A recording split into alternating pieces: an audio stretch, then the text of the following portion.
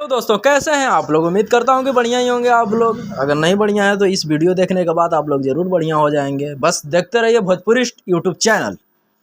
और सबसे बहुत बड़ा बवाल हम बता देना चाहते हैं आप लोग से कि यूट्यूब पे हंगामा मच गया है। जैसे कि हंगामा जो कहते हैं से हंगामा मच गया है। खेसारी लाल यादव, ट्रेंडिंग स्टार खेसारी लाल यादव का गाना जो डढ़िया बढ़िया लागेला, एक नंबर ट्रेंडिंग नंबर 1 पे ट्रेंड कर रहा है।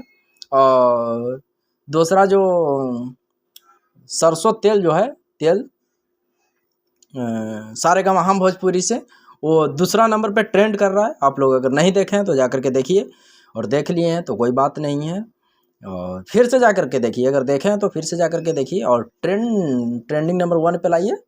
और उनका ही गाना ट्रेंडिंग नंबर 1 पे भी चल रहा है, जो डढ़िया बढ़िया लगेला। तो आप लोग इस गाना को बहुत बहुत प्यार दुलार आशीर्वाद दिए हैं।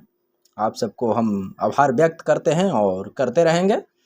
तो चलिए इसी के साथ हम अपना बोली को विराम दे रहे हैं। और जय भोजपुरी, जय बिहार, जय हिंद, जय भारत।